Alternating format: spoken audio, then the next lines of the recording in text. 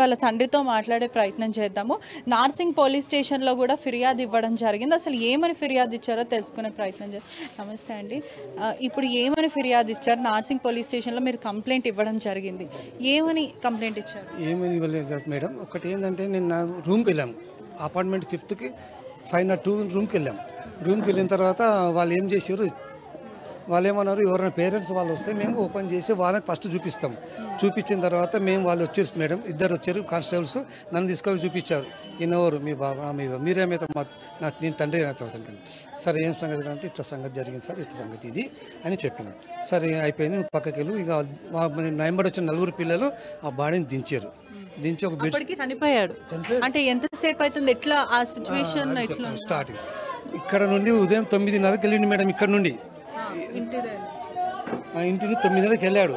9:30కి వెళ్ళాడు, 10కి రాలేదు, 11 రాలేదు, 12 రాలేదు, పొద్దున ఒక్కటి లంచ్కి రాలేదు. ఫోన్ చేస్తే ఫోన్ ఎత్తుతే లేడు. ఫోన్ అతని దగ్గరనే ఉన్నది. అతని దగ్గర ఉన్న తర్వాత మేము మా కోడలు ఏం చేసింది, ఇద్దరిని పంపించింది అక్కడికి. పిల్లల్ని పంపిస్తే ఆంటీ ఆ రూమ్ దగ్గర సప్పుడు వస్తుంది, రింగ్ అవుతుంది.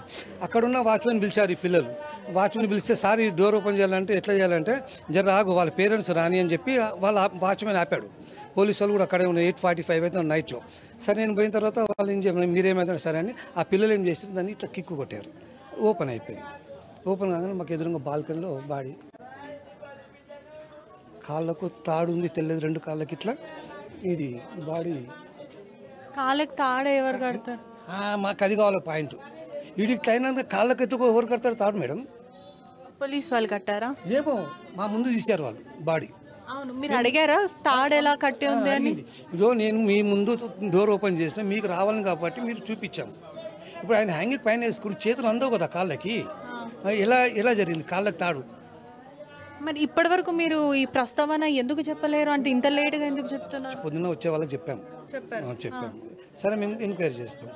అది పోలీసులు. అంటే ఇప్పుడు జనరల్లీ చనిపోయినప్పుడు హ్యాంగ్ చేసుకున్నప్పుడు వాళ్ళ కాళ్ళకి వాళ్ళు కట్టుకోలేరు కదా మేడం. మేము అడుగుతున్నాం మిమ్మల్ని, మళ్ళీ అది ఎవరు కట్టారు కాళ్ళకి తాడు? తెల్ల బట్ట తాడు ఇక్కడ ఉంది, కాళ్ళకి ఇట్లా ఉంది మేడం, ఇట్లా ఉంది, ఇట్లా బట్ట కట్టారు మొత్తం.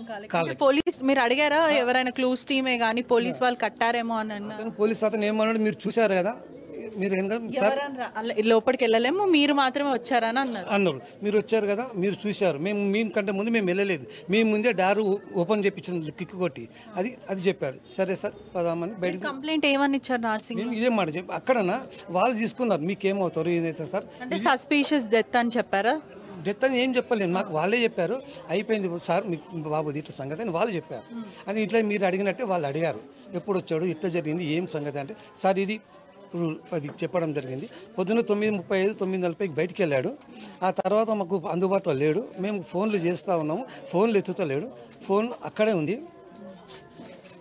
అది డోర్ తెచ్చిన తర్వాత బాడీ చూసిన తర్వాత కానిస్టేబుల్ ఏం చేస్తాడు, ఫోన్ ఇచ్చాడు మా బాబుది. ఫోన్ ఇచ్చాడు, ఫోన్ దగ్గర పెట్టుకుని మేము ఎప్పుడు పిలిచేప్పుడు అంటే మేము అందరం బయటకు వచ్చినాక ఒక కానిస్టేబుల్ డోర్ లాక్ చేశాడు. ఆ డోర్ కీ కూడా నా దగ్గరే ఉన్నది. ఈ 2 మీ దగ్గర పెట్టుకోండి అంకుల్, మేము ఎప్పుడు పిలిస్తే మీరు అప్పుడు రావాలి.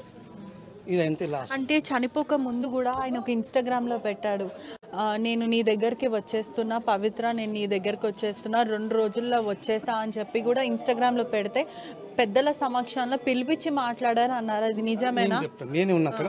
16వ తారీఖు ఒక డీలింగ్ అయిపోయింది కదము, ఇది ఇంత అమౌంట్ ఉంది, పిల్లల్ని బతికిస్తావా, స్కూల్లో వేస్తావా, నీకు ఇంత అమౌంట్ పిల్లలకి ఇస్తున్నా, నేను ఉంటలేను డాడీ, 2 రోజులే ఉంటా, నా పవిత్ర దగ్గరికి వెళ్ళిపోతే నేను బతకలేను, ఇక్కడ ఉండలేనని పెద్దల సమక్షంలో చెప్పాడు. అయితే డబ్బు కూడా ఇస్తా అని చెప్పాడు.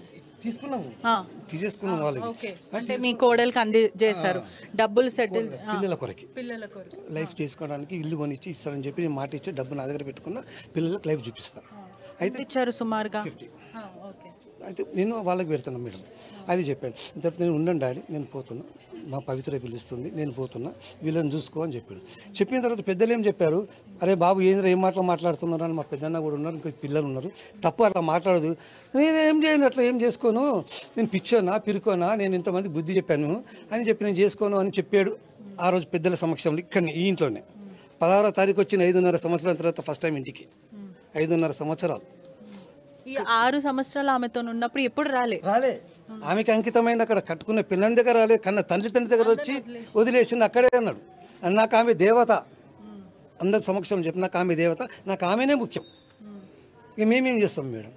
నిన్న మొన్న అన్నాడు 16వ తారీఖు నేను ఉంటలేను, నేను 2 రోజుల డాడీ బతికేది, పిల్లలను చూసుకో, నా దగ్గర నా శక్తిని సంపాదించింది ఇది ఉన్నది, నీకు చేతిలో పెడుతున్నా, వాళ్ళని చంపుకుంటావా సాదుకుంటావా పెంచుకుంటావా మీరు చూసుకోండి చెప్పాడు మేడం. అంటే మీరు మందలు ఇచ్చారు, ఏం మాటలు ఇవి? నేను కాదు మేడం, 10 మంది ఉన్నారు. అవి మా అన్న కూడా ఉన్నాడు తెలంగాణ, ఆయన కూడా చెప్పాడు ఏందిరా పిచ్చి మాటలు మాట్లాడుతుంటే, నేను 10 మందిని బతికించి 10 మందిని మాట్లాడి చేపించినాను, నేను బతకను చావను, నేను మాట్లాడుతున్నా ఇట్లా, మరి ఈ మాటలు వచ్చినాయి ఎందుకు? లేదు లేదు ఉట్టి మాటలు ఎవరిని అన్నాడు. నెక్స్ట్ డే రియల్గా అయిపోయింది. ఇవాళ నిన్న ఏం చేద్దాం చెప్పండి మేడం? ప్రస్తుతం కుటుంబం సంబంధించిన ఏ విధమైన న్యాయం కోరుకుంటున్నారా, లేకపోతే మీ తరపు నుంచి ఏమన్నా ప్రజలకు చెప్పాలనుకుంటున్నారా? నేను మా కుటుంబం కోరుకుంటాను మేడం, మా పిల్లల కొరకు నేను సేవ చేస్తాను, వాళ్ళని బతికించుకుంటాను మేడం.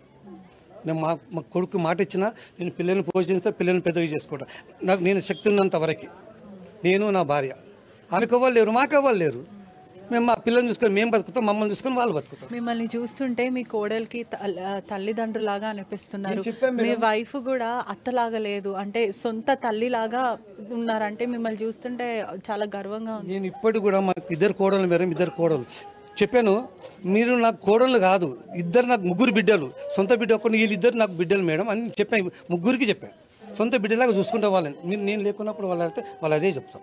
వాళ్ళు నన్ను ఇంతవరకు ఒక మాట నన్ను అనలే, నేను వాళ్ళని ఒక మాట నేను వాళ్ళని అనలే, బిడ్డలాగా చూసుకుంటాను, నన్ను వాళ్ళు కూడా మంచిగా చూసుకుంటారు. చూస్తున్నారు కదా, కుటుంబం కూడా ఆవేదన వ్యక్తం చేస్తుంది. అంటే 2 రోజుల క్రితం ఎప్పుడైతే ఇన్స్టాగ్రామ్లో నేను చనిపోతున్నాను, నేను ఉండను, పవిత్ర దగ్గరికి వెళ్ళిపోతా అని ఒక సూసైడికల్ నోట్ రాసినప్పుడు కూడా ఇన్స్టాగ్రామ్లో